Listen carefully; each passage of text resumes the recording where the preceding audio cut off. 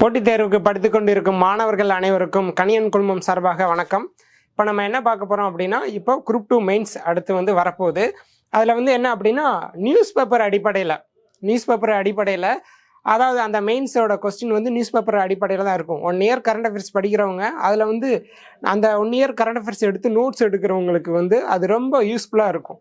ஏன்னா அதன் அடிப்படையில் தான் போன முறை அந்த குரூப் 2 மெயின்ஸில் பார்த்தீங்கன்னா அந்த பருவநிலை சம்மந்தமாகவே 15 மார்க் கொஸ்டின் 3 இது கண்டினியூஸாகவே வந்தது.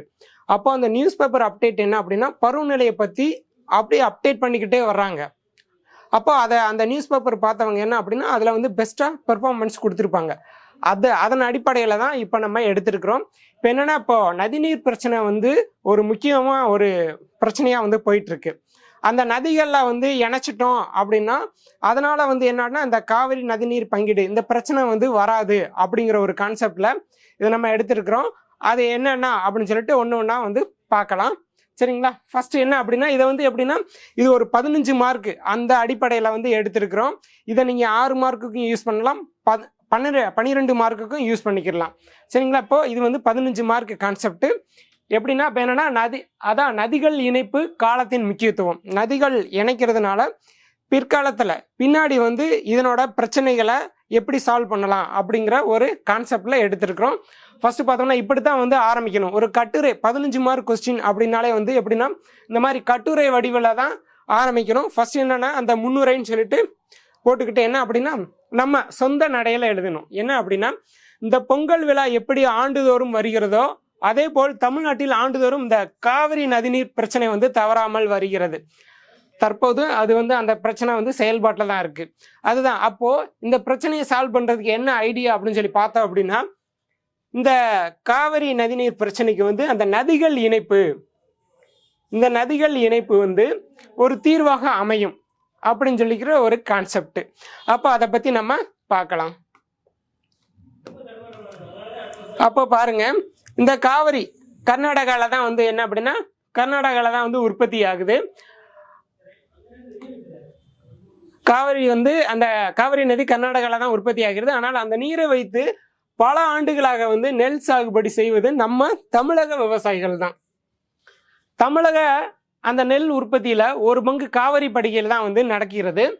விவசாயிகளின் வாழ்வாதாரம் தமிழ்நாட்டில் கர்நாடக அரசு தண்ணீர் திறந்து விடுவதை பொறுத்து தான் இருக்குது. சரிங்களா? அப்போ என்ன அப்படின்னா கர்நாடக அரசு அந்த தண்ணி திறந்து விடும்போது தான் இங்கே நம்ம மேட்டூர் டேமுக்கு அப்படியே அங்கிட்டு இருக்கிற பகுதிகளுக்கெல்லாம் நீர் பகிர்ந்தளிக்கப்பட்டு அங்கே வேளாண்மை செழிக்குது. சரிங்களா? அதைத்தான் சொல்லியிருக்கிறாங்க. இப்போ நீரினோட முக்கியத்துவம் என்ன அப்படின்னு சொல்லி பார்த்தோம் அப்படின்னா உலக மக்கள் தொகையில் 18% இந்தியர்கள் இருக்கிறாங்க.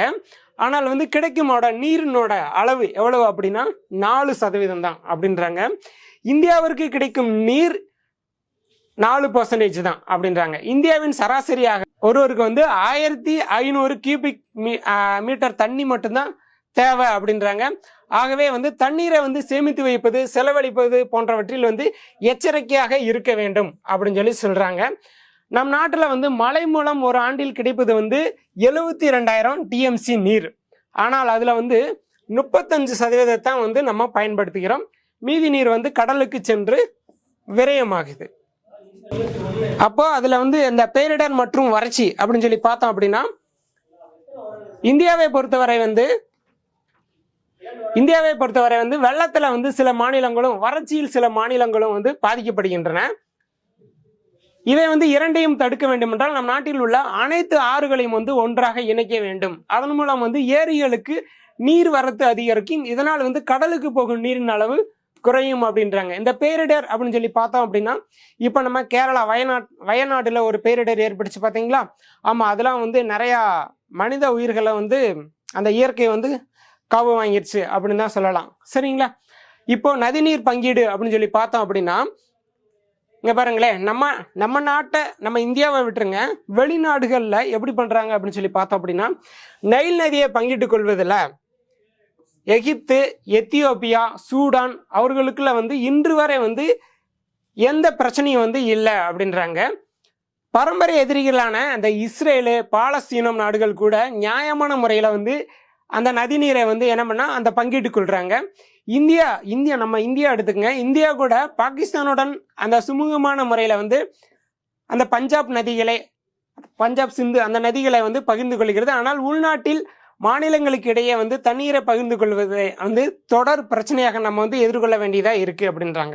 என்ன அப்படின்னா இந்த காவிரி தமிழ்நாடு பிரச்சனை, அதான் கர்நாடகா தமிழ்நாடு பிரச்சனை. சரிங்களா?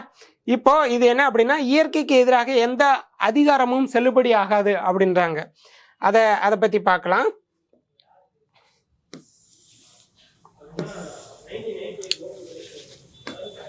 என்ன அப்படின்னா கர்நாடகா மற்றும் கேரளத்தில் இந்த தென்மேற்கு பருவமழை தீவிரம் அடையும் போதெல்லாம் அங்குள்ள நதிநீர் வழித்தடத்தில் வந்து நீர் நிரம்ப வந்து தொடங்கினாலே அந்த உபரி நீர் வந்து ஆட்டோமேட்டிக்காக வந்து தமிழ்நாட்டுக்கு வந்து சேரும். இதை வந்து எந்த மாநில அரசாலும் கட்டுப்படுத்த முடியாது. ஏன்னா டேம் நிரம்பி உபரி நீராக வர்றதை வந்து யாருனாலையும் கட்டுப்படுத்த முடியாது. மனித சக்தியோட இயற்கை வந்து மகா சக்தி உடையது என்பதை வந்து நமக்கு அடிக்கடி உணர்த்தி கொண்டு தான் வந்து இருக்கிறது அப்படின்றாங்க. ஆமாம், இயற்கை. ஏன் அப்படின்னா இப்போ நம்ம அந்த வயநாடு சம்பவத்தை முக்கியமாகவே சொல்லலாம். ஏன்னா இந்த மாதிரிலாம் ஏற்படாது அப்படிங்கிற ஒரு கான்செப்டில் தான் அந்த இடத்துல வந்து அவங்க வீடுலாம் கட்டி வாழ்ந்தவங்க, நல்லா பெரிய பெரிய வீடுகளாக கட்டி. ஆனால் பாருங்கள், இயற்கையை வந்து எல்லாமே டோட்டலாக சேஞ்ச் பண்ணி விட்டுருச்சு. அதே தான் இங்கே பாருங்களேன், காவிரியின் நீர் வழித்தடத்தில் உள்ள கபினி, கேஆர்எஸ், ஹேரங்கி மற்றும் ஹேமாவதி அணைகளின் கொள்ளளவு எட்டிய பிறகே உபரி நீர் முழுவதும் வந்து தமிழக காவிரி நீர் வழித்தடத்துக்கு வந்து இயற்கையாகவே வரும் அப்படின்றாங்க. இதை வந்து யாருனாலையும் தடுக்க முடியாது அப்படின்றாங்க. அதுக்கு தான் வந்து இயற்கைக்கு எதிராக எந்த அதிகாரமும் செல்லுபடியாகாது அப்படிங்கிற ஒரு ஹெட்டிங். ஒவ்வொரு ஹெட்டிங் வந்து ரொம்ப ரொம்ப முக்கியங்க நம்ம மெயின்ஸை பொறுத்தவரை. சரிங்களா? அதுக்கடுத்து வந்து கடல் நீருடன் கலத்தல்.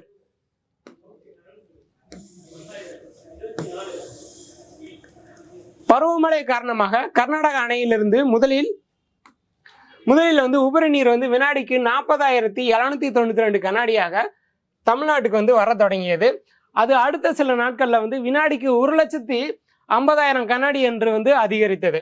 நமது மேட்டூர் அணை வந்து 2 முறை நிரம்பி அந்த கரையோர மக்களுக்கு வந்து வெள்ள அபாய எச்சரிக்கை வந்து விடுக்கப்பட்டது. நாமும் அந்த தண்ணீரை வந்து சேமிக்க போதிய அணைகள் வந்து கட்டாதனால வினாடிக்கு பல ஆயிரம் கண்ணாடி நீர் வந்து மேட்டூர் அணையிலிருந்து வெளியேற்ற வேண்டிய நிலை ஏற்பட்டது. அவ்வளவு உபரி நீரும் வந்து வீணாக கடல்ல தான் வந்து கடந்துச்சு. அப்போ என்ன ஆகுதுன்னா அந்த உபரி நீர் ஃபுல்லாக எங்கே ஆகுது அப்படின்னா நம்ம அதுக்கு உண்டான ஒரு தடுப்பு அணைகள் இல்லாததுனால என்னன்னா உபரி நீர் எல்லாமே என்னன்னா கடல்ல போய் தான் கலக்குது.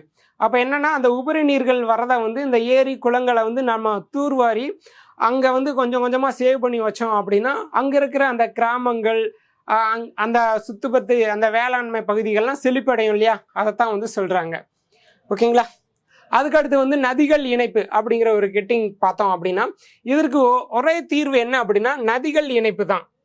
நதிநீர் இணைப்பு மூலம் வந்து விவசாயிகளின் வாழ்வாதாரம், தொழில்துறை முன்னேற்றம் மற்றும் பொதுமக்களின் இந்த குடிநீர் பிரச்சனை தீரும். இவைதான் வந்து மத்திய மாநில அரசுகளின் மிகப்பெரிய பொறுப்பு. சரிங்களா? அதே பாருங்க, தென் மாநிலங்களில் கிடைக்கும் மழை நீரை வந்து முழுமையாக பயன்படுத்தினால் நாம் உணவு உற்பத்தியில வந்து அந்த தன்னிறைவு பெற முடியும் அப்படின்றாங்க. கோதாவரி காவிரி ஆறு இணைப்பு வந்து மிக மிக முக்கியம், அவசியம் அப்படின்றாங்க. மகாநதி, கோதாவரி மற்றும் கிருஷ்ணா ஆகிய ஆறுகளில் மட்டுமே வந்து மழைநீர் வந்து ஆண்டுக்கு சராசரியாக 2300 டிஎம்சி அளவு வந்து கடலுக்கு போய் வந்து விரயம் ஆகிறது அப்படின்னு சொல்றாங்க. ஓகேங்களா? இது மத்திய மாநில அரசு இணைந்து செய்ய வேண்டிய ஒரு திட்டம். சரிங்களா? அந்த நதிகள் இணைப்பு வந்து ஒரு மாநில அரசு மட்டும் பண்ண முடியாது, மத்திய அரசும் மாநில அரசும் சேர்ந்து தான் பண்ணணும். சரிங்களா? அப்போ பார்க்கும்போது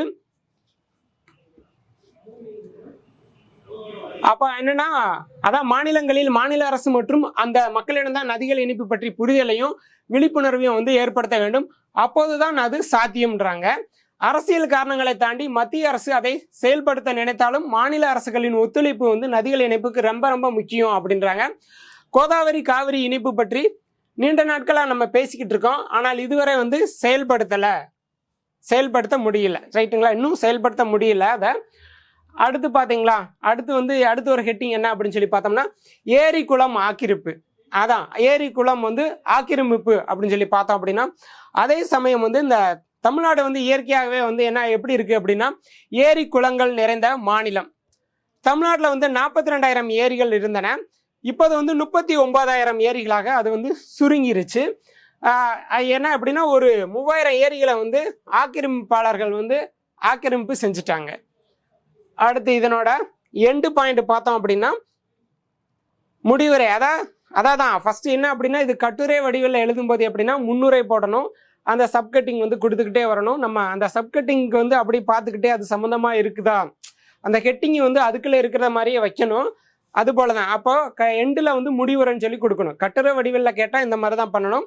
தமிழகத்தை பொறுத்தவரை வந்து ஆண்டுக்கு நம்முடைய தண்ணீர் தேவை எவ்வளவு அப்படின்னா 2000 டிஎம்சி. ஆனால் நமக்கு வந்து கிடைப்பது வந்து 1700 டிஎம்சி மட்டும்தான். எனவே தான் நதிநீர் இணைப்பு அவசியம் என்று நம்ம வந்து வலியுறுத்துகிறோம். ஓகேங்களா, இதப்பா அதனோட கான்செப்ட். நீ எந்த விதமான உலகத்தை பார்க்க விரும்புகிறாயோ அது போலவே நீ மாறு அப்படின்னு சொல்லிட்டு இது வந்து மகாத்மா காந்தியடிகள் சொன்ன ஒரு பொன்மொழிகள். என்ன அப்படின்னா போலீஸ் ஆகணும் அப்படின்னு சொல்லிட்டு ஒரு கடுமையான முயற்சியிலையும் பயிற்சியிலையும் உடல் தகுதியோடையும் இருப்பீங்க. அவங்களுக்கு உண்டான டெஸ்ட் பேட்சஸ் தான் இது. என்னன்னு சொல்லி பார்த்தோம் அப்படின்னா நம்மளோட கிளாஸஸ் வித் டெஸ்ட் இருக்கும், ஆன்லைனும் இருக்குது ஆஃப்லைனும் இருக்குது. ஏன்னா இதில் பார்த்தோம்னா ஒரு 40+ டெஸ்ட் இருக்கும். ஒரு 40+ டெஸ்ட் இருக்கும். கிட்டத்தட்ட ஒரு 3420 கொஸ்டின்ஸ் வந்து இருக்குதுப்பா. இந்த டெஸ்டஸ் எப்படி இருக்கு அப்படின்னு சொல்லி பார்த்தோம் அப்படின்னா பாருங்க, இதுதான் அதனோட டெஸ்ட் அந்த ஷெட்யூல். சரிங்களா, எல்லாமே அதான் என்னன்னா 6th to 10th வரைக்கும் அந்த ஃபுல் அண்ட் ஃபுல் ரிவிஷனோட எல்லா டெஸ்ட்டுமே வந்து பக்காவாக இருக்கும். சரிங்களா, இந்த ஃபஸ்ட்டு டெஸ்ட்டு, செகண்ட் டெஸ்ட்டு எல்லாமே வந்து அந்த 6th ஃபுல்லாக ஃபஸ்ட்டு என்ன அப்படின்னா 6th எடுக்கிறோம் அப்படின்னா சயின்ஸு, சோசியல் சயின்ஸு, மேக்ஸு. சரிங்களா, அதனோட மேக்ஸும் வந்துடும். ப்ளஸ் என்னென்னா அதில் இப்போ சயின்ஸு சோசியல் சயின்ஸ் முடித்தோம் அப்படின்னா அதே போல் தமிழும் கண்டினியூஸாக அப்படியே பாருங்கள் ஒவ்வொன்றா அந்த 6th வந்து அப்படியே முடியும். அந்த 4வது டெஸ்ட் பாருங்கள் 6th தமிழ் அப்படியே முடிஞ்சோடனே பாருங்கள் செகண்ட் டெஸ்ட்டு 7th ஸ்டார்ட் ஆகும். 7th ஃபுல்லாக அந்த 8வது ஃபைனல் டெஸ்ட்டாக வந்து தமிழ் முடியும். அந்த 7வது அதான் 8வது டெஸ்ட்டாக 7வது தமிழ் வந்து முடியும். அதே போல் பாருங்களேன் 7th முடிஞ்சிச்சுன்னா அப்படியே 8th 12வது டெஸ்ட்டாக வந்து 8th தமிழ் வந்து முடியும். அப்படியே 8th முடிஞ்ச உடனே 9th அதுபோல் கண்டினியூஸாக வந்து டெஸ்ட்டு, அதாவது மாறி மாறி அந்த இது வந்து ரிவிஷன் பண்ணுறது மாதிரியும் பக்காவாக இருக்கும் நம்ம டெஸ்ட்டு வந்து. அதே போல் மேக்ஸும் கண்டினியூஸாக வந்து வந்துடும். மொத்தம் பார்த்தீங்கன்னா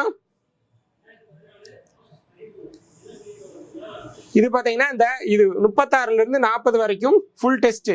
அந்த ஜிகேவும் இருக்கும், தமிழ் இருக்கும். சரிங்களா, இந்த டெஸ்ட் பேட்சஸில் ஜாயின் பண்ணிங்கன்னா, அதாவது நம்ம கிளாஸில் ஜாயின் பண்ணி இந்த டெஸ்ட்டு வந்து நீங்கள் கண்டினியூஸாக அடிக்கும்போது என்ன அப்படின்னா 100% வந்து உங்களோட வெற்றியை உறுதி பண்ணிக்கலாம். நன்றி.